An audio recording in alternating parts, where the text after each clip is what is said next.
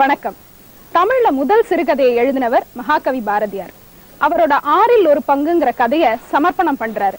யாருக்கு பாருங்களேன், தினமும் நமக்கு உழைத்து சோறு போடும் பள்ளர் பறையர் முதலிய வைசிய சூத்ரர்னு சொல்லுங்க, வைசிய சகோதரர்களுக்கு சமர்ப்பணம் அப்படின்னு சொல்லி சமர்ப்பணம் செய்யறாரு. அதே பாரம்பரியத்தில் தாழ்த்தப்பட்ட தலித் மக்களுக்காகவும் அவங்க வாழ்க்கை முன்னேற்றத்திற்காகவும் தனது படைப்புகளை எழுதிக்கிட்டு வருகிற முற்போக்கு எழுத்தாளர் திரு காஷ்யபன் அவர்களை தான் இந்த வார தமிழ்ச்சங்க நிகழ்ச்சியில நாம சந்திக்க போறோம். நீங்க படிப்பாயசம்னு ஒரு கதை எழுதியிருக்கீங்க. அதுல ஒரு பள்ளி ஆண்டு விழால கட்டுரை போட்டி நடக்குது. பிராமண வகுப்பை சார்ந்த மாணவன் எழுதிய கட்டுரைக்கு முதல் பரிசு கொடுக்கணும்னு அதுல தேர்ந்தெடுக்கிறாங்க. ஆனா இன்னொரு ஆசிரியர் சொல்றாரு, பிராமண வகுப்பு மாணவன் எழுதுறதுல ஒண்ணும் பெரிய ஆச்சரியம் இல்ல, அவனுக்கு அதுக்கான பின்புலம் இருக்கு, வசதிகள் வாய்ப்புகள் எல்லாமே இருக்கு, அதனால அவன் எழுதுறதுல ஆச்சரியம் இல்ல.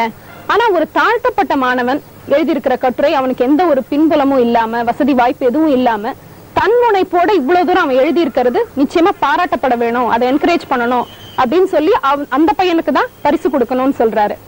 இந்த மாதிரி உங்களோட அந்த சமூக நீதி, அந்த தார்மீக நியாயம் உங்க கதையில வெளிப்படுத்தி இருக்கீங்க. அந்த காலத்திலேயே உங்களை மாதிரியே இப்படி தாழ்த்தப்பட்ட வகுப்பை சாராத தகழி சிவசங்கரன் பிள்ளை, கு சின்னப்ப பாரதி இவங்கெல்லாம் தலித் மக்களை பத்தி நிறைய எழுதியிருக்காங்க, அவங்களுக்காக நிறைய படைப்புகள் படைச்சிருக்காங்க. ஆனா இப்போ தலித் எழுதுவதுதான் தலித் இலக்கியம் அப்படிங்கிற போக்கு தலை தூக்கி இருக்கு. இதை பத்தி நீங்க என்ன நினைக்கிறீங்க? தாழ்த்தப்பட்டவர்களுடைய பாடுகளை பற்றி தாழ்த்தப்பட்டவர்களால் மிக அருமையா சித்தரிக்க முடியும் என்பதில் அட்டி இல்லை. அது சரியான கருத்தும் கூட. ஒரு நோயாளிக்கு எங்கு வலிக்கிறது, என்ன செய்யுது என்பதை நோயாளியால் தான் கூற முடியும். அதே போன்று தாழ்த்தப்பட்ட மக்களை பொறுத்தவரையில் அவர்களுடைய பாடுகள், அவருடைய கஷ்டங்கள், அவை அத்துணையை பற்றியும் அவர்களால் உணர்ந்து அனுபவ ரீதியாக சொல்ல முடியும், வெளிப்படுத்த முடியும். அது மிகவும் சரியான ஒன்று. அது ஒரு பக்கம். மற்றொன்று, எவ்வளவு பெரிய மருத்துவராக இருந்தாலும் கூட அவருக்கு வந்த நோய்க்கு அவரே மருந்து உட்கொள்வதில்லை.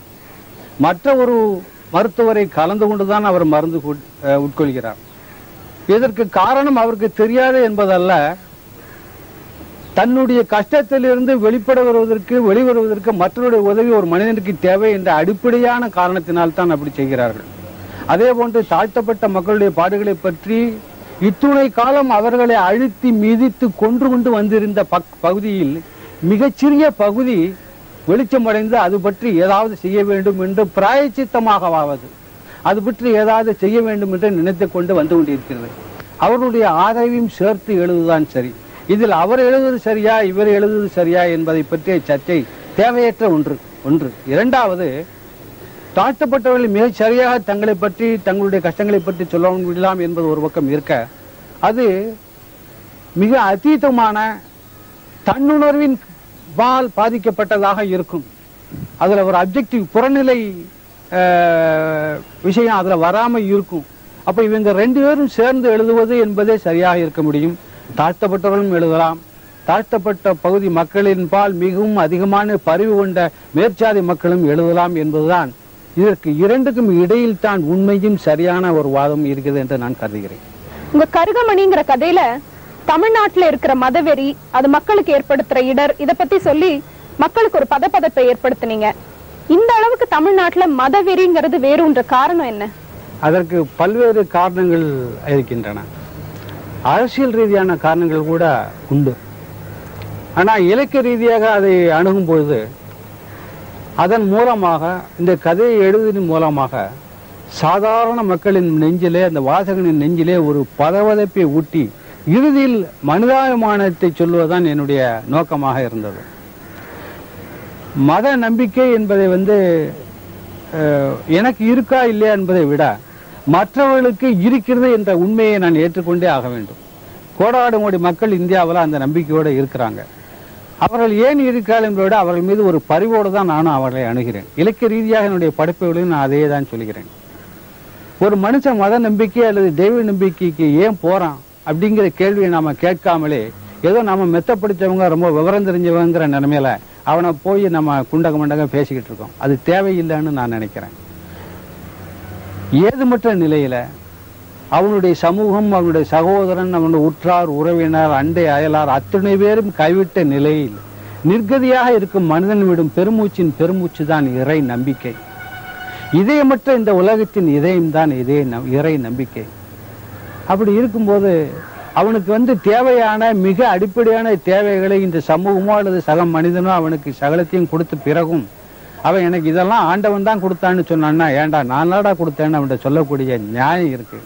அவனை பற்றி கவலையப்படாமல் என் சகமன்னன் செத்து விழுந்து கொண்டு இருக்கும் போது கூட நான் ஏசி கார்ல போயிட்டு இருக்கிற இந்த சமூகத்திற்கு அவனுக்கு தெய்வ நம்பிக்கை தெய்வம்லாம் இல்லைன்னு சொல்லக்கூடிய உரிமை இல்லை என்று நான் நினைக்கிறேன். ஆக கோடானு கோடி மக்கள் இன்று இந்த முற்போக்காளர்கள் பின்னால் அணி திரளப்பட வேண்டும் என்றால் அவர்களை பரிவோடு நாம் அணுகி அவர்களுடைய கஷ்டங்கள் என்ன என்பதை புரிந்து கொண்டு அதற்கான நிவாரணங்களை செய்யாமல் நீ தெய்வத்தின் பக்கத்தில் போகாதா சாமி பக்கத்தில் போகான்னு சொல்வது சரியில்லை என்று நான் நினைக்கிறேன். உங்களோட அவளும் அந்த அவளும் அப்படிங்கிற கதையில கிருஷ்ண பரமாத்மாவையே விவாத பொருளாக்கி விமர்சனம் பண்ணிருக்கீங்க. அதை பத்தி கொஞ்சம் சொல்லுங்களேன். அந்த கதையை பொதுவாக புராணங்களை மறைவாசிப்பு என்ற நோக்கில் இதற்கு முன்னால் பல கதைகள் எழுதியிருக்கிறது. இந்த கதையை பொறுத்தவரையும் வெகுவாக பாராட்டப்பட்ட கதைகளில் ஒன்று. திரௌபதி துகிலி எறியப்படும் பொழுது அவள் தன்னுடைய மார்பையும் தன்னுடைய மானத்தையும் தன் இரு கைகளால் மறைத்து கொண்டு போராடுகிறாள். அது ஒரு பெண் தன்னை தற்காத்து கொள்ள முடியும் என்ற அகம்பாவத்தின் காரணமாக இருக்கு அப்படின்னு ஒரு நீதியை போட்டுறாங்க. அந்த இடத்துல கிருஷ்ணன் உண்மையாவே அவளை காப்பாற்றணும்னு சொன்னா இந்த சுமந்திரகாளின்னு சொல்லிட்டு அமுதுப்படையும் கொண்டிருக்கலாம், அல்லது வேற ஏதாவது வகையில அவளை காப்பாற்றிருக்க முடியும். ஆனாலும் அதன் மூலமாக வேறு ஒரு செய்தியை, குறிப்பாக பெண்ணடிமைத்தனத்தை பற்றிய, பெண் தன்னந்தனியாக இருக்க முடியாது என்பதை பற்றிய விஷயத்தை சொல்ல வேண்டும் என்பதற்காக அந்த இடத்துல அவன் சும்மா இருக்கான். லாஸ்ட் மினிட்டை எல்லாம் விழுந்த நிலையில் துரோணருக்கும் பீஷ்மருக்கும் இந்த உலகம் பூராவுக்கும் தன்னை அவள் காட்டிக்கொண்ட பிறகு அவன் சேலையை எறிகிறான். அதனால திரௌபதி அவன் மேல ஆவேசம் கொள்றான்.